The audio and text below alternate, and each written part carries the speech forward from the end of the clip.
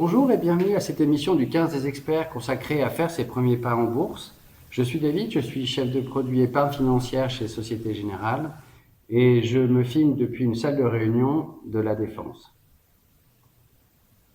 Alors, une étude de l'AMF a montré que 150 000 nouveaux investisseurs étaient rentrés en bourse pendant le premier mois du confinement. C'est un chiffre considérable et peut-être que vous faites partie de ceux qui voudraient les rejoindre. Et cette émission a pour objet de vous apporter des informations sur comment faire ses premiers pas.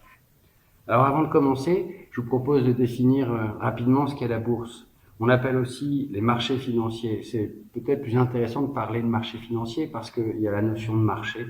Et qui dit marché dit échange, et échange entre plusieurs intervenants.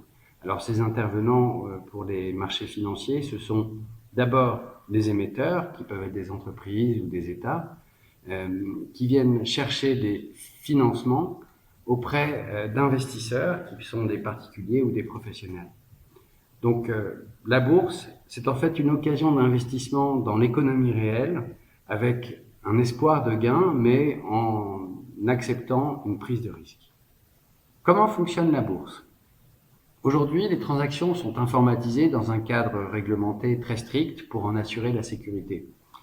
Cette informatisation a des impacts importants. D'abord, les transactions sont beaucoup plus nombreuses et puis les transactions sont plus rapides. Aujourd'hui, votre ordre passe quasiment instantanément. Les autres impacts de cette informatisation sont que de nouveaux marchés ont pu émerger, notamment des marchés spécialisés sur des nouvelles technologies ou alors sur des capitalisations plus faibles qui, elles aussi, ont besoin de financement. Et puis, surtout, cette informatisation a permis d'aller investir sur des marchés internationaux. On peut avoir accès aux marchés, et facilement aux marchés de New York, de Londres, ou même en Asie, très simplement. Alors, on va essentiellement parler d'actions, mais il faut savoir qu'il existe d'autres types d'investissements, comme par exemple les obligations, qui sont en fait des créances qu'un investisseur confie à un émetteur, qui peut être un État ou une entreprise. Mais là, on va donc essentiellement parler des actions. Alors, une action, c'est quoi ? En fait, une action, c'est une part de société. Donc, vous achetez et vous détenez une petite partie d'une entreprise cotée, c'est-à-dire qu'elle est soumise à une réglementation très stricte qui est contrôlée par l'AMF.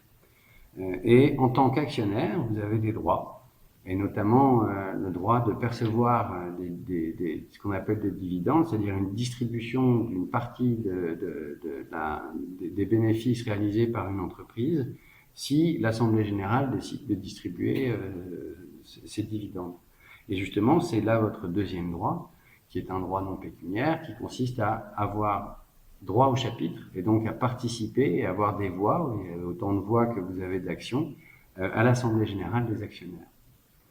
Alors, une action, le principe, dès lors qu'elle est cotée, c'est qu'il y a une liberté d'achat ou de vente sur l'action, dès lors qu'il y a une contrepartie en face. Et c'est d'ailleurs cela qui va déterminer la valorisation de votre titre, puisqu'en réalité, c'est l'offre et la demande sur un titre qui va déterminer son prix. Plus une action est recherchée, plus son titre va monter, moins elle est recherchée, plus le titre va baisser. Donc, retenir quand même qu'au pire, si une entreprise fait faillite, évidemment, la valorisation de l'entreprise descend à zéro. Et donc, il faut retenir ce risque d'une perte en capital qui, exceptionnellement, peut être totale. Mais les perspectives de gains sous forme de plus-value ou sous forme de dividendes, comme on a vu tout à l'heure, sont la raison pour laquelle les investissements en bourse sont un outil de diversification intéressant.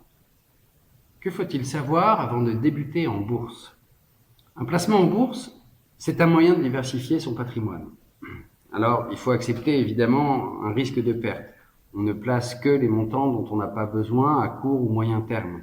Il faut toujours garder une épargne de précaution de l'ordre de 2 à 6 mois de trésorerie. Mais Si vous pouvez acheter des titres, il vous faudra, pour commencer, ouvrir un compte titre ou alors un compte PEA ou un compte PEA-PME. Je ne vais pas préciser ici les différences entre ces différents comptes, mais sachez que c'est très important d'adapter le compte titre que vous allez ouvrir au titre que vous souhaitez acheter. Alors, vous souhaitez acheter des titres. Il y a plusieurs façons de le faire. La première, évidemment, c'est d'acheter des titres en direct. Vous choisissez vous-même les actions que vous voulez acheter. Pour cela, évidemment, il faut vous informer, vous renseigner sur les titres qui vous intéressent. Il faut vous renseigner sur la situation financière, les perspectives de croissance de l'entreprise, mais également sur l'environnement économique général, l'évolution des indices. Ce qui est très important aussi, c'est que pour diluer vos risques, il faut acheter plusieurs actions. Or, ça, c'est pas toujours évident. Et une des solutions pour vous y aider, ce sont les OPC, qui sont des organismes de placement collectif où vous confiez en fait vos avoirs à un portefeuille avec d'autres investisseurs qui viennent avec vous. Il y a un gérant professionnel qui va gérer ce portefeuille et acheter des titres en fonction de critères qui auront été déterminés au départ. Et ainsi, vous allez bénéficier de l'expertise de ce gérant. Il y a une autre solution aussi, si vous n'avez pas le temps ou si vous n'êtes pas sûr de savoir faire, et si vous possédez un patrimoine suffisant, parce qu'il y a des montants minimums, vous avez la possibilité de confier vos avoirs en gestion sous mandat à un professionnel qui va acheter pour vous des titres ou des OPC, là encore en fonction de critères d'investissement, mais également de risques adaptés à votre situation. Quels sont les risques d'un placement boursier ? Chaque investisseur a sa propre perception du risque. Objectivement, pour un investissement en bourse, le risque c'est un sujet réellement important sur lequel d'ailleurs l'autorité des marchés financiers revient beaucoup. Alors, pour les actions, le risque, objectivement, c'est un risque moyen à fort. Donc on conseille plutôt des investissements sur une durée supérieure à 5 ans. Et pour diminuer ces risques, il faut diluer les risques en achetant plusieurs actions. Donc l'idéal, c'est quand même de détenir un portefeuille avec un nombre d'actions diversifiées sur des secteurs différents, éventuellement géographiquement différents, etc. L'autre risque important sur les investissements en bourse, c'est le risque sur le rendement. Alors c'est un risque relatif, puisqu'en réalité, c'est juste le fait que, contrairement à un livret d'épargne, vous avez un gain qui certes en ce moment est peu élevé, mais qui est régulier et récurrent, et bien sur un investissement en bourse, vous n'avez aucune garantie de percevoir un gain, mais vous avez une perspective d'un gain potentiellement plus important. Il y a d'autres risques également qui sont en fait inhérents à un investissement en bourse. C'est le contexte économique qu'on vit aujourd'hui qui va venir impacter votre investissement. Et puis au moment où vous achetez, retenez aussi que il faut bien s'informer sur le titre que vous achetez, par exemple sur les dates de clôture annuelle, éventuellement sur la date de versement du dividende qui pourra avoir un risque sur le titre.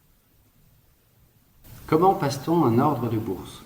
Alors on l'a vu, pour passer un ordre de bourse, évidemment, il faut détenir un compte titre ou un PEA.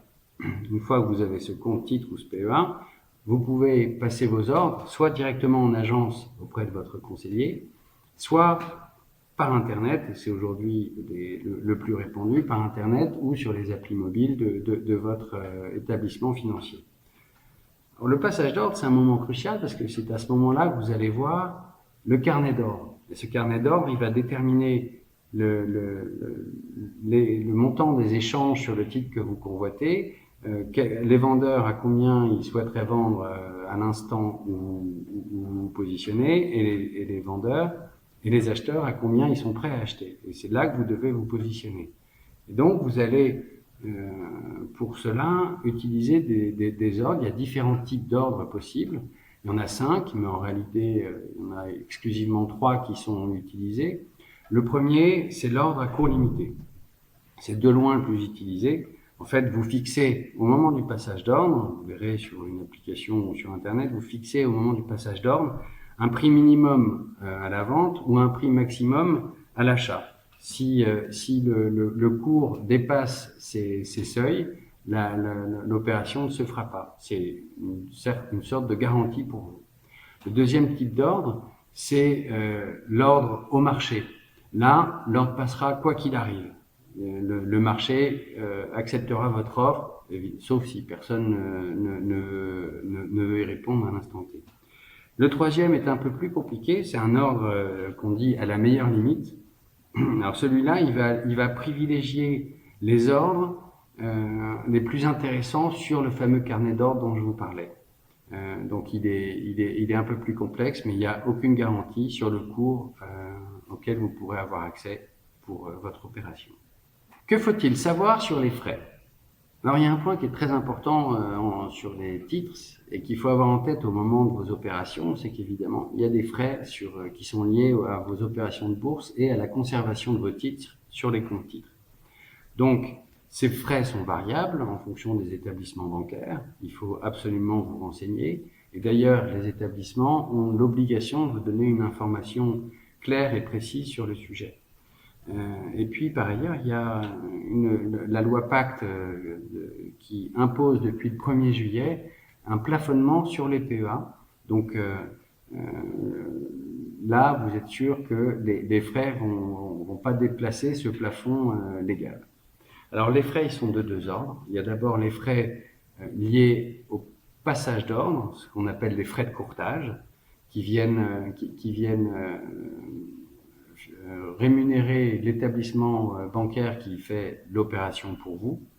Et puis, il y a des frais de conservation des titres qui s'appellent des droits de garde, qui sont en général des frais annuels, mais ça peut dépendre des établissements bancaires.